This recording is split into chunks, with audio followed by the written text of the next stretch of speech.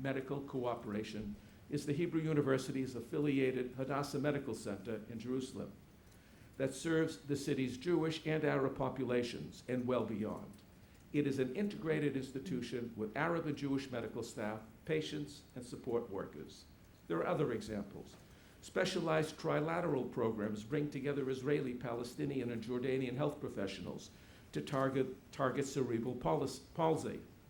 This largely forgotten population would not likely receive care were it not for the involvement of Israeli researchers.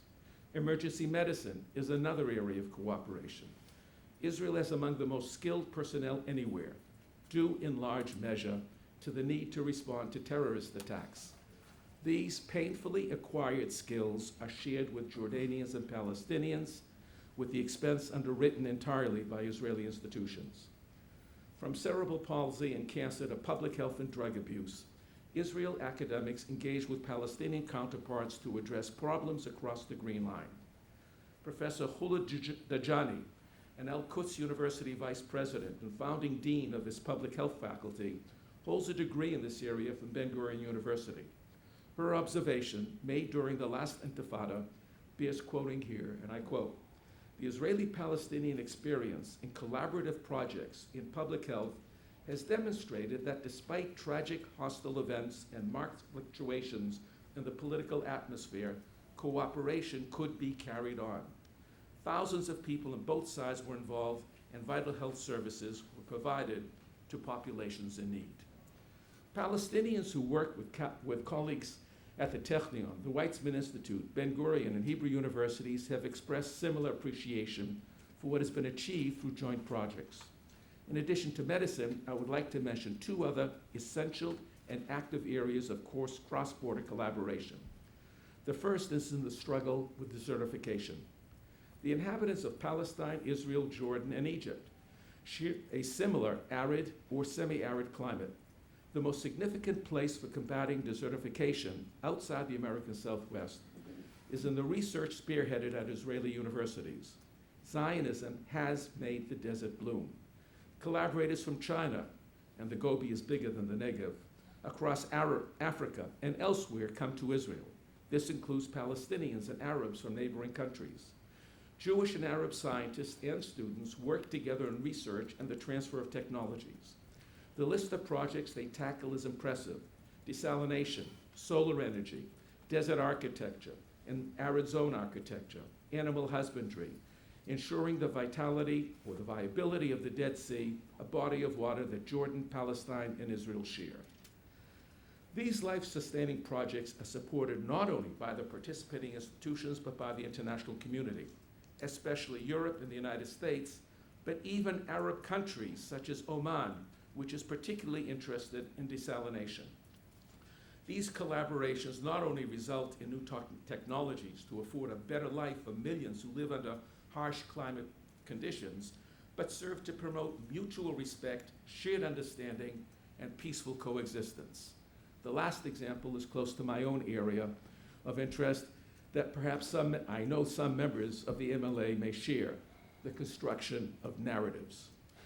For approximately 20 years, scholars at Israeli and Palestinian universities have attempted to contribute to mutual understanding by sharing their national narratives.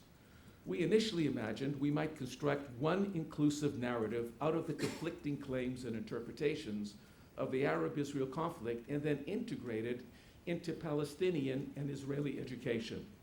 That strategy proved misguided, as Sami Adwan of Bethlehem University and the late Dan Baron of Ben-Gurion University explained. Instead of a unitary, homogenized narrative, they suggested there are parallel ones. In human discourse, as in nature, these parallel lines do not meet. Nevertheless, Adwan and Baron deemed the exercise essential, for it has the potential of engendering empathy, a quality that can diminish even if it cannot eliminate conflict. Such shared enterprises mitigate the prolonged conflict that has so diminished our lives. Significantly, similar projects are taking place in many Palestinian and Israeli universities and colleges. To conclude, Israeli and Palestinian Jews and Arabs want and need more, not less, of Israeli science and higher education. both within and across the border, cooperation between Israeli and Palestinian institutions and academics is ongoing and fruitful.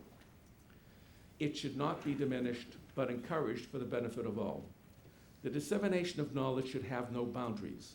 Israel and Palestinian scholars and students who are so vocal in so many areas, believe me, are not clamoring before the MLA or any other academic association for support of an academic boycott of Israel.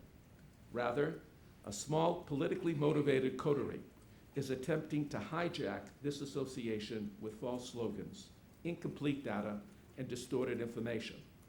The misinformed and malicious proposal before the MLA should be identified as such and rejected outright.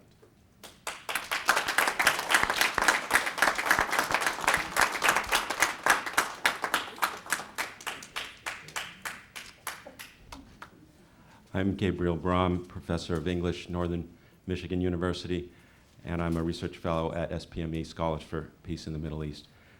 There's an old joke, which I'm sure most, if not all, are familiar with. So if you feel like it, you don't have to laugh if you don't feel like it. When I retell it in a few minutes. After I sketch my arguments, 3 main points. But I have to warn you, recent events have supplied a new punchline, several in fact.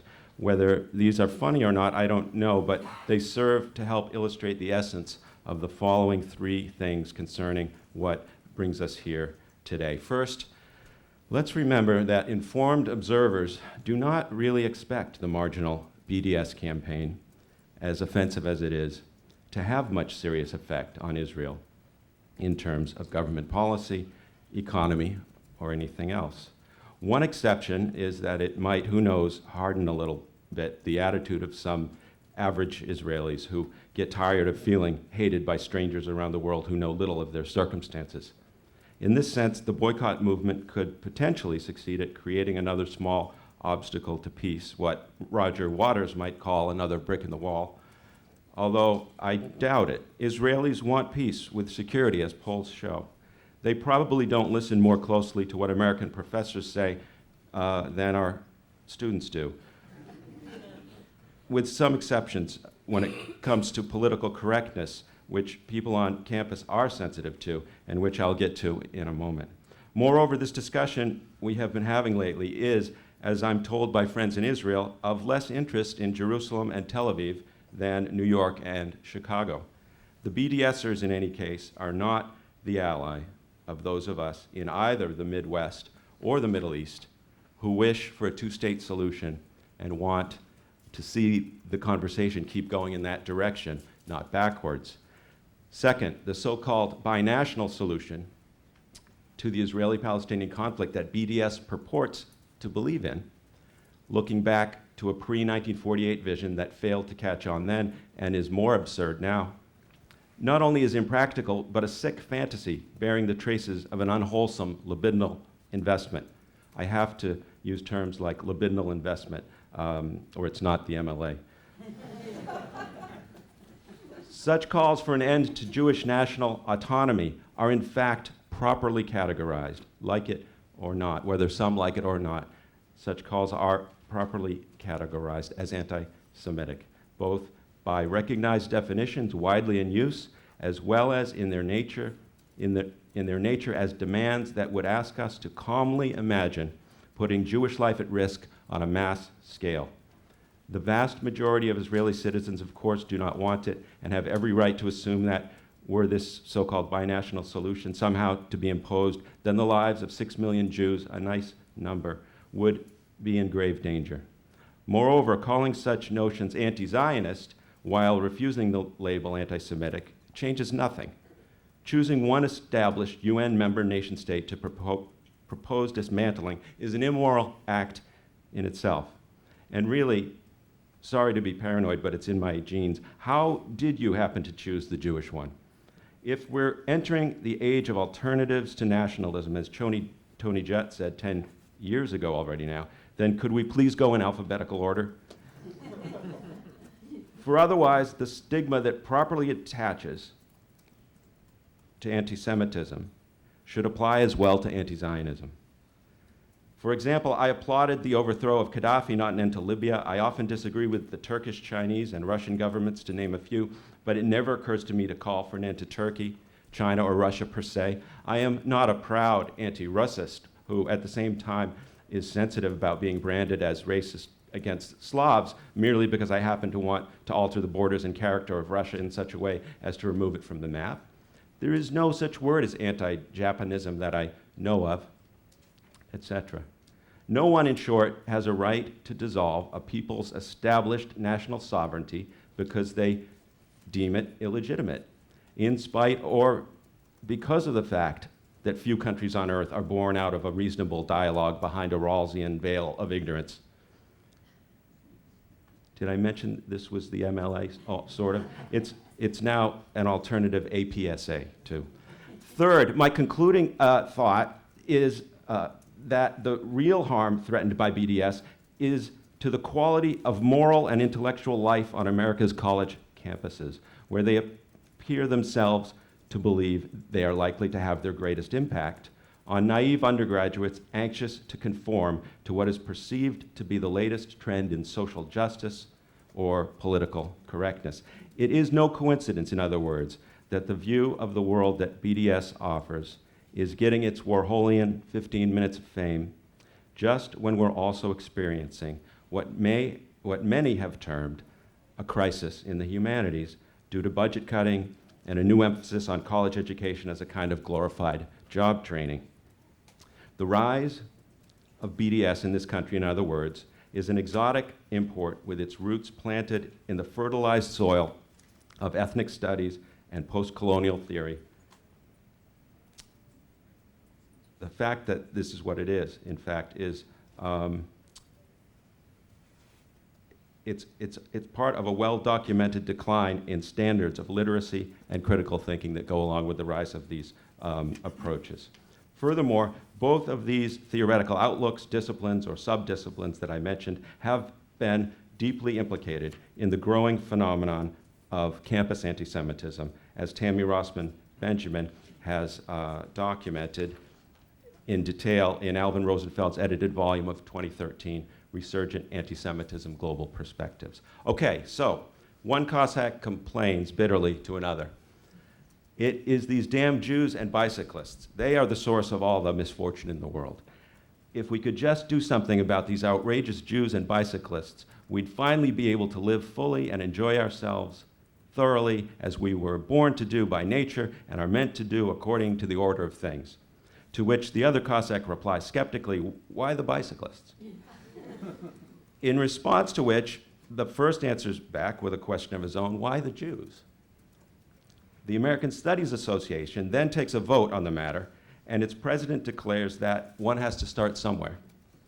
Soon after this colloquy of Cossacks and college teachers, the respondent on a panel at the Modern Language Association explains that the question to be discussed, quote, is not whether Israel is violating the rights of Palestinians, but what to do about it, unquote, as the previous panel was advertised, at which point Ilan Papp, the Israeli professor and celebrity supporter of BDS from within, appears and announces, as he is reported to have done before a confused audience of Stanford students who had invited him, you should boycott me. To which SPME, Scholars for Peace in the Middle East, President Richard Kravitz replied in an op-ed for the Times of Israel, fine with me, but what about Omar Barghouti, who got his degree from Tel Aviv University? I'm paraphrasing Richard on that. Finally, sensing what he has started and realizing that it's not going to stop anytime soon, the first Cossack throws up his hands in frustration and silences the room, saying, but what about the bicyclists? Okay, so I seem to have silenced the room too. There is, unfortunately, in other words, to be a bit pedantic and to explain my joke, plenty of suffering to go around, including, sadly, lots of rights being violated in many parts of the world today. Some by the Jewish state of Israel, others by the Islamic Republic of Iran, some by the Arab Republic of Egypt, and others by the United States of America, to name only a few of the guilty parties. In fact, there is even more than one government on earth justifiably accused of trampling the rights of the long-suffering Palestinian people whose as yet unfulfilled right to self-determination, to emphasize, I of course fully endorse, including, not least of all, the Hamas terrorist regime in Gaza, the Hezbollah terrorist organization in Lebanon, and the Syrian Arab Republic, where more casualties have occurred in just a few years of horrendous and ongoing conflict than all of the relatively civilized fighting between Arab and Jew in the course of a century. Given all that and so much more that there is time to survey, it seems to me that one might reasonably ask to add one last final punchline to my updated comic parable. Why BDS? Why single them out for disapproval? What's wrong with a civil society movement taking steps to address at least some of what's wrong in the world by any means necessary? But then again, my distinguished colleagues have already ably answered that question in terms of the means that BDS would employ, academic boycotts of the only robust democracy in the Middle East. And so I will finish now by returning briefly to the stated ends BDS pursues, which I began by alluding to. Let me remind you, as I must, so that it's clear, or inform anyone who doesn't already know, that the BDS is not a principled campaign for a Palestinian state and a Jewish state side by side, but rather BDS openly seeks the destruction of the Jewish state, insisting both in its founding documents and elsewhere on not just an end to the occupation of the West Bank, with the area cleansed, of course, of all Jewish inhabitants, as with Sinai and Gaza, so that a future Palestine is Judenrein. But rather, BDS seeks an end to the so-called greater occupation of all Arab lands, stretching from the river to the sea, and a right of return for all the victims and descendants of victims of the terrible Nakba.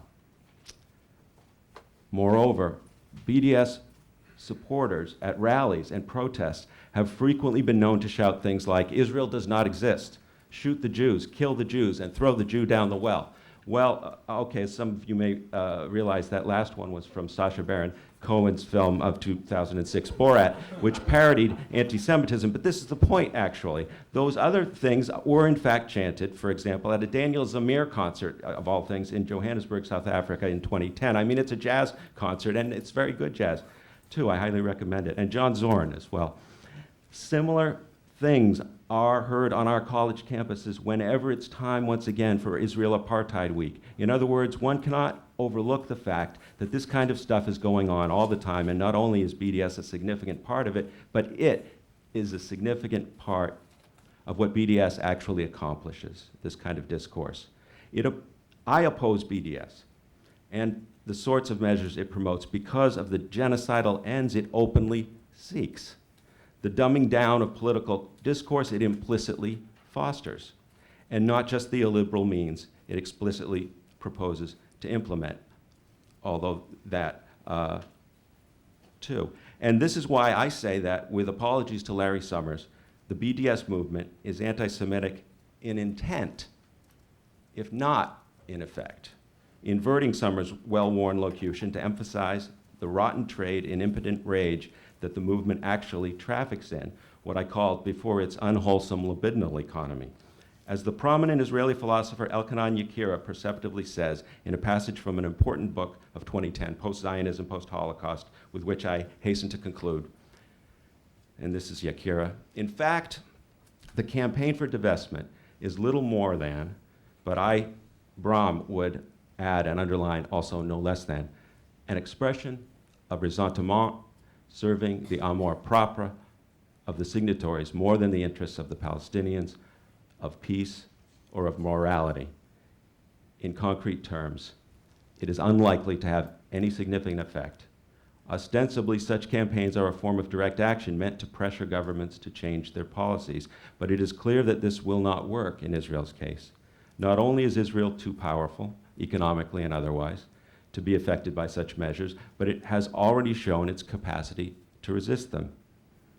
Israelis couldn't buy Toyotas until the 70s, and they managed.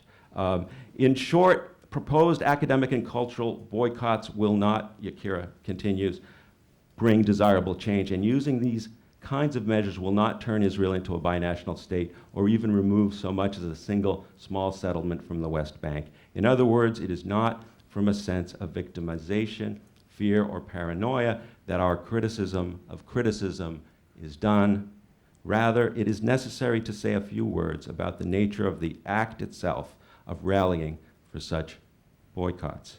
So that is all basically I've tried to do as a member of this distinguished panel, just say something about the obscene and criminal nature of the primarily symbolic act of calling for boycotts and similar measures against Israeli Jewish academics 80 years after this was first tried in Europe. I am honored to be on this panel and wish to thank the sponsors, the audience, my co-panelists, all of whom could not be better on this subject in my view, but especially Sam.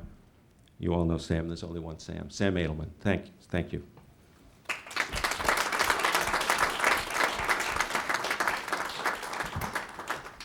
Okay, thank you to the panelists. I'm just going to make a few remarks of my own. I'm concerned primarily with the impact of the boycott movement on the character of academic culture in the United States. But to get to my argument, I have to walk through the discussion about the boycott that is taking place within the boycott movement itself.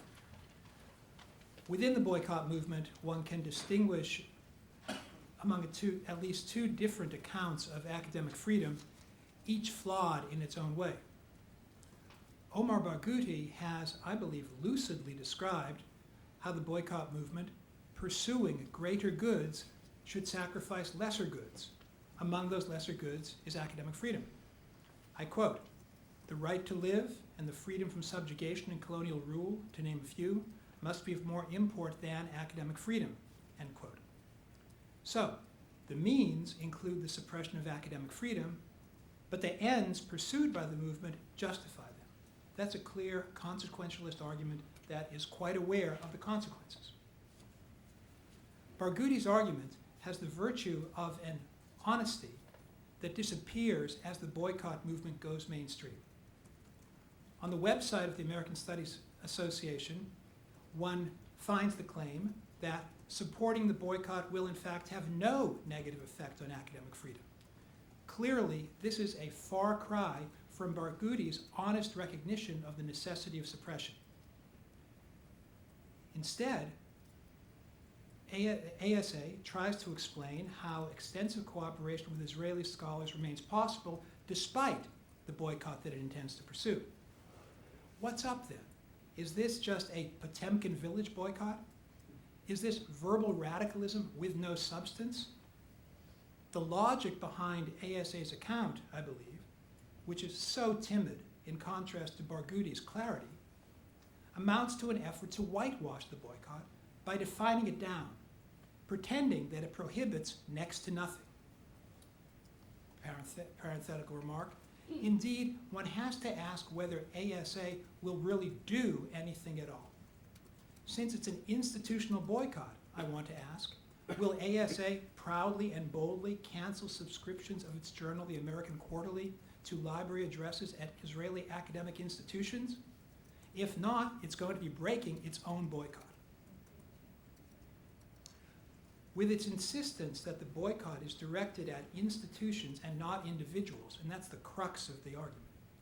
With the insistence that the boycott is directed at institutions and not individuals, ASA tries to dodge the criticism that the boycott endangers academic freedom, as if freedom only pertains to atomized individuals understood, weirdly, to live and work outside of institutions.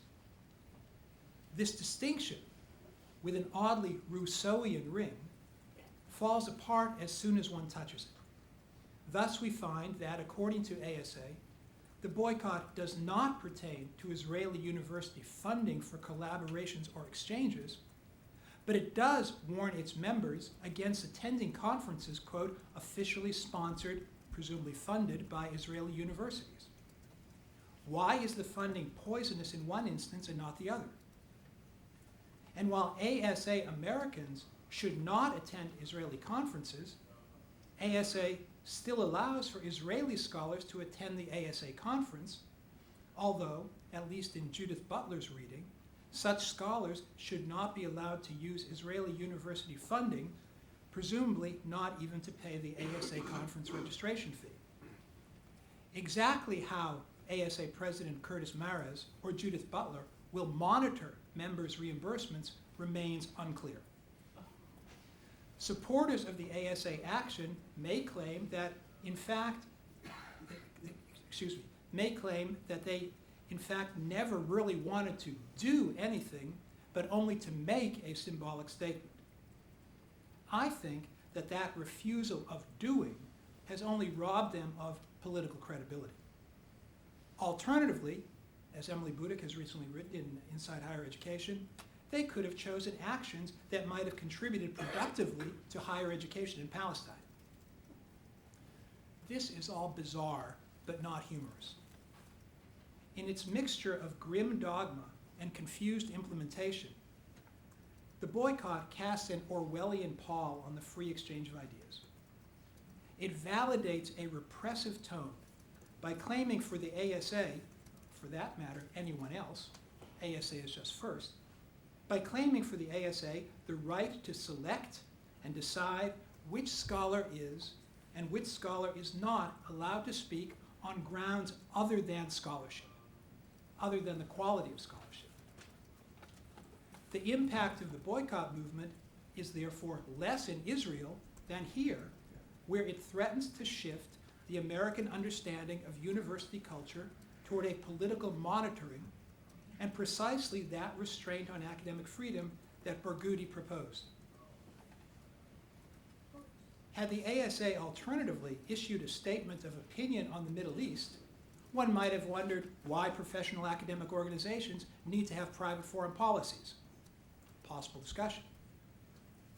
Instead of declaring an opinion, however, the ASA chose to call for an action, a boycott. And no matter how they spin it, the goal of the boycott can only mean an effort to isolate Israeli academia and therefore achieve a reduction in contacts between American and Israeli academic communities, and of course other countries too. Boycott supporters surely must have thought ahead at least this far to recognize this impoverishment of academic life as a likely outcome, perhaps even as a potential outcome. They were prepared to risk that, limiting the free flow of ideas through the exclusion of other points of view. They chose to accept that result, and they should accept responsibility for that choice.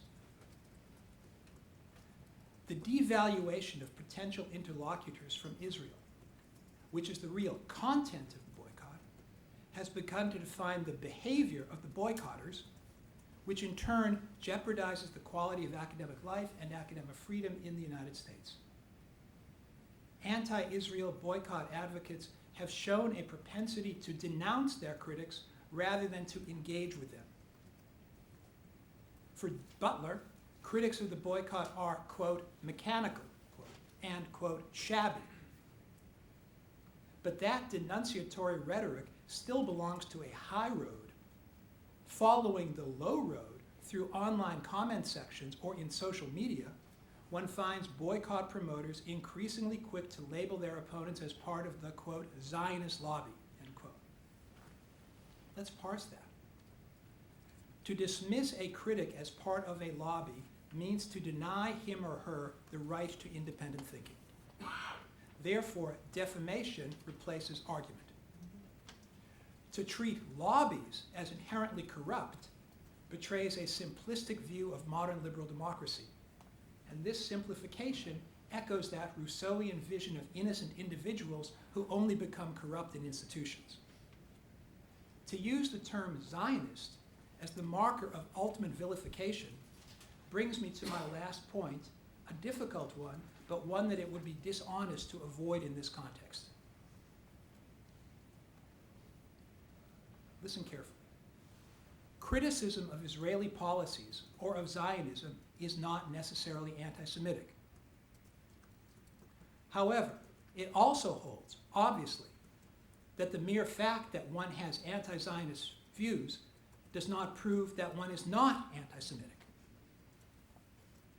On the contrary, it would hardly be surprising to discover that individuals with pronounced anti-Semitic sentiments might be hostile to Israel and Israelis. And in fact, empirical studies have demonstrated just such positive correlations between accepting anti-Semitic stereotypes and anti-Zionist positions. For boycott defenders to complain that they constantly face specious, allegedly specious, insinuations of anti-Semitism, when it is probably a whole lot less than constantly, this amounts to an attempt to silence the Jewish community in the face of racism and adversity. What adversity? Leave aside the fantastic discourses of the Middle East, such as when President of Egypt Adli Mansour is imagined by his opponents to be Jewish in order to attack him. We can stay closer to home. In the electronic intifada, in late 2013, Rania Khalek counts the Jews. Note, not the Zionists, but the Jews, including Judith Butler, at The Nation magazine, and decides that there are too many. So, here we have it. The progressive camp has come around to Jew counting with hardly a peep of protest. I underscore, not all anti-Zionists fit this paradigm. But when BDS proponents automatically reject claims of anti-Semitism a priori, they undermine their own anti-racist credibility. Thank you.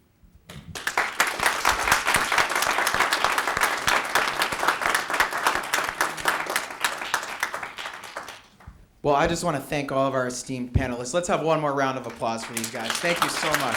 Thank you so much. At this time, we have an opportunity for some Q&A. So if you have a question, just raise your hand and I'll come to you with the mic. Yes, this entire discussion and the BDS movement unfortunately reinforces a sense that, a growing sense I have, that the academic community is moving away from its roots of discourse, discussion, disputes, and differing opinions towards a direction of indoctrination in the classrooms. And there's more and more evidence, I feel, that this is what is happening. I think it's a very dangerous trend, and I'd love to find out what you think of that as a generalization of, you know, the movement, the overall movement within the academic community.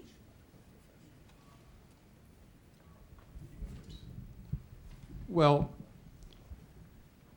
I would be hesitant to condemn academia to court. I think there are so many disciplines out there that just aren't engaged in this kind of debate that I think it's just, you just have to be more careful than that. What does BDS prove about the American classroom, or at least suggest that would lead one to a degree of conviction that there are significant numbers of students that are being fed this hogwash, okay? I mean, the idea that devout BDS supporters would not be advocating it in their classrooms, I think, is pretty fanciful. I know it happens on my own campus. So there is a significant subset of some humanities, social science scholars who are seeking to convince their students about these arguments. Whether one can go beyond that to say that there's been a kind of transformation of the academy, I'm not willing to go that far. It just seems I'd need a lot more evidence before we're willing to do that. But is it worrisome? I mean, am I comfortable with that kind of discourse on campus? I'm not. But I take the standard AAUP, ACLU, fire response. You counter it with counter arguments. I mean, does a lot of the BDS argumentation and its kind of aura of anti-Semitism, which is real, really survive what my colleagues here to the right and the left have said? I mean, hearing that on campus, hearing that view propounded on campus, I think really undermines that discourse in a major way. For me, these are major and revealing contributions, and they show us what we can do in a struggle on campus to undermine convictions that are damaging in the classroom. That's, I think, the way to go. I'd like to make a comment. we agree here on the panel that the boycott movement is inimical to academic freedom, although we've made slightly different arguments among ourselves, and that's fine. But I don't see this as an imminent threat to the vitality of higher education in the United States, which is robust and productive and creative and open and free. Let's remember that, I don't know how many now, 150 university presidents, college university presidents have refused the ASA boycott, each making his or her own arguments, but almost all of them insisting on this, the absolute good of the free flow of ideas. Another example, again, I think, is the Modern Language Association. Right here, this convention, more than 800 panels. The BDS panel was one. There are 800 others. Most of them, all of them, are full of rich, creative scholarship, scholars, young and old, sharing their new research. Beyond that, as Cary has pointed out, there are enormous